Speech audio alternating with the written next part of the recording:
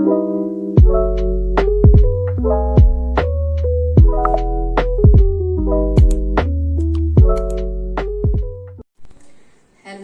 good morning everyone. Myam Purapu Jilangai Mamna Khoramjari.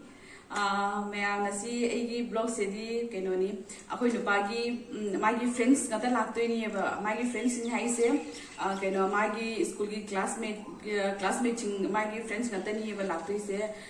do magi mama naba lakani ba jam na bodi na tre kene haidi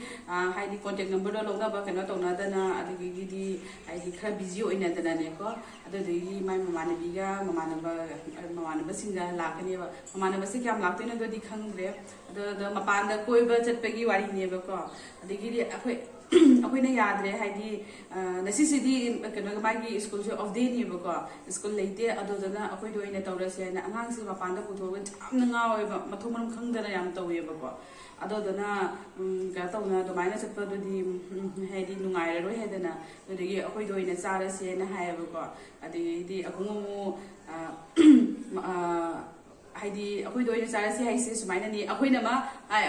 atopa da chani bu ko moina ma akoi da langi ba akoi manabi ma haidi na bidamgi my friend ya ba my classmate to ado nupi do moi jumda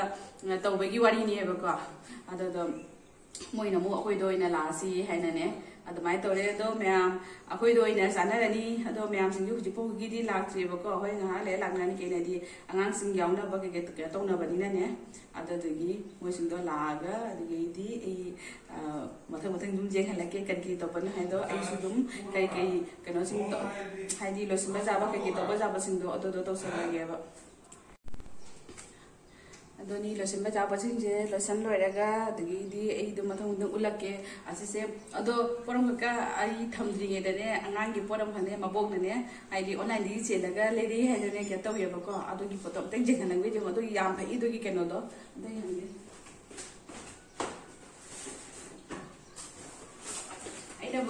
aina budi hangok na budi yeng ya bene ko dada mabok na school gi fini haina ne leibi ya bene ko ado am na di fei se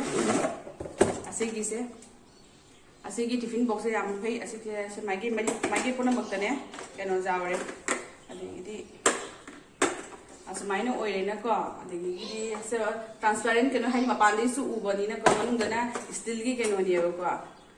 sumaina oire da matung dana magi spoon ani khak su pi abi steel gi samus ka fork amaga pire spoon ga fork amaga pire adani do myam jenghaning to ini se yam na phei ya ba ko adani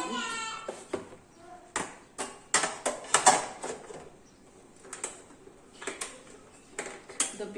ga to re tiffin se pot ha pa go sune dum sana le ya bane ko mamang da akhoi gi machanpa gi su sumaina to ba lei hi ba ko ado do moi su jam na phei khole na hai ba do gadi akhoi mo do se lei re do mabong na hoina atoba magi tiffin bodi lei ne lei ba do khara kana to ri na hai ba do gadi mabong na se online di order to le me dani ase se ni ni do phare myam ado do video se mathang do mo dum uchara ke na hedi moi gi friends sing ki ka la ga ne ado dani timune si dum ko मैम अखोई हुजी खंगबा दाबी तंगी मोगी मामानबी दो लाए बको मामानबी लाए से आइगसु इमानबी नि अदगी माइ निपादसु अखोई निपागा तिने आइगसु तिने बको अदो दोनी तो सिगले दु तिलो चनम खोई हाय दो असे मसानबी नि निसिदा देगो अदगी अमखसु लाए बको अमा सेनने खंगबा मेमतोन को ये बको अदो दो मासे इकाय रे खंगबा मासे हाइदी कनो दा लापसे द होइन कोन दुम हाइदी जाहो लके बको द मान प्रोगो जोक चाको जेंग हसिन जेंग हेंग मे आमदा पुला टोडी परेवा माइ जोक चाकि जेंग फजरा असे से अखोय तौथा दो जाथा दोइनी नसिगी केनो सेगा ददिनी म्याम अते सु लाकदबदो म्याम अते सु लाकदबदो केनो तौनारे अंगांगी मसा नुगाइ दबा केनो तौनादना नुबी सिंगी केबा प्रॉब्लम ओइदे खंगिना को अदा दोनी म्याम जाम दबदी म्याम लाकनी तौबदो लाक्त्रे मोइ खरा तमा ओइना तौरनी एबको अदनी हा निपा सिंगी शॉपिंग चकी पोचै लेबगी अदनी अखोय तिलो चनम को वाइन थनमे अखोय हुजी कोकली एबको तनी म्याम द दम एके दवा सिंग द जेखला के एबको म्याम जेगिनसी पाना होजी चिकन थोड़ी दरे मोई फ्रेंड्स सिंसे तुम लाए बको अते ये दी लाके जाम बने ते मोई सिंसे केनो तौना दना को ꯑꯗꯨꯗꯤ ꯃꯥ ꯍꯧꯖꯤꯛ ꯆꯤꯛꯀꯟ ꯊꯣꯡꯈꯤꯗꯣꯔꯦ ꯑꯩ ꯑꯗꯨꯝ ꯌꯦꯡꯍꯜꯂꯛꯀꯦ ꯃꯥꯏ ꯃꯃꯥꯟꯅꯕꯤꯅ ꯉꯥ ꯉꯧꯗꯣꯔꯤꯑꯕꯀꯣ ꯉꯥꯒ ꯆꯤꯛꯀꯟꯒꯅꯤ ꯇꯧꯗꯣꯏꯁꯦ ꯑꯗꯨꯗ ꯑꯗꯨꯝ ꯌꯦꯡꯍꯜꯂꯛꯀꯦ ꯑꯩ chicken này đấy chicken thùng như tôi đấy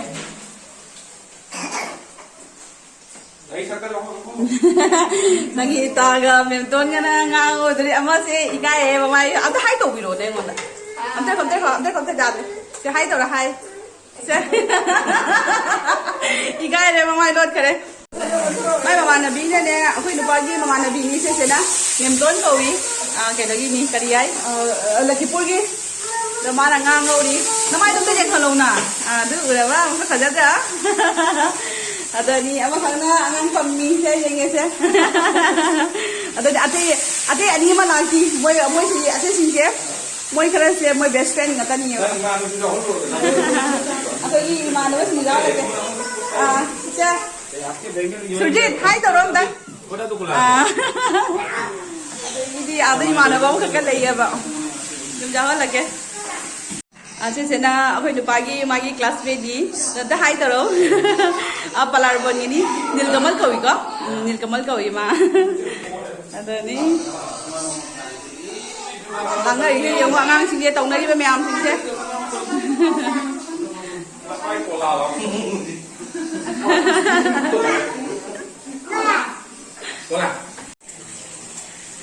Nah, aku pergi dokter kini.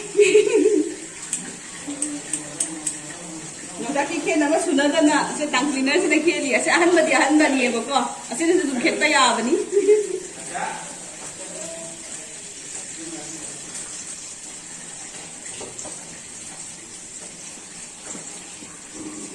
Sanggita na hudi pada na gamsa saya sinju tahu saya aku ya bapa, saya kita loy lagi. Mau nak apa tadi? Dia gamsa. Tinggal badan. Nãy nghe giải rồi, ít không để vào đây anh. Dah kita ni orang lelaki lah, jadi saya na, ada masuk doktor kau ikan na, sudah tak boleh. Yang kau yang kau Ikan na tak bisa. Ada ni, songga, doktor kita kata tahu na leh, kau ikut je. Kemudian kalau main ni dia tahu.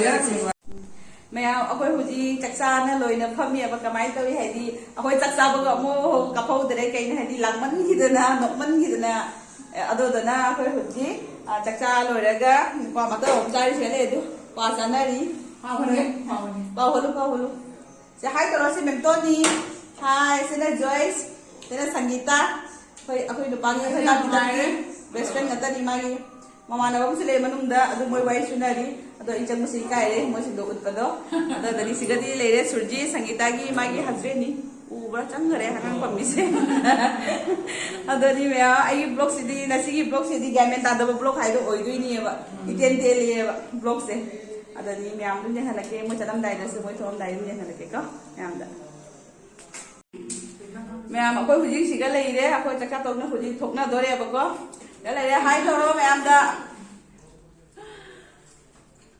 ada tadi apa hiji, mau hiji tidur ni apa ko, aku lawyer aku cakap apa, ada ini lam naga dah mẹ em sing tu, angang ni problem lain apa ga, ada ini angang masa ngam naga dah, ada kaya tahu tanah khalang apa ngam naga dah apa ko, ada tadi apa kasih tahu ini cara. Ben pada barang ke saat Sabtu bidai dega. Tapi nanti akhir pada nak. The bye to mẹ em không đã. Bye. Ada ni mẹ em blog saya mana kasih tu, like and subscribe to video. Ini pasal kasi kiwangannya, kamu wali ni saya itu panggil apa? Jadi memang ini channel sebu like subscribe share to view kami sesuatu tu view nungai dia itu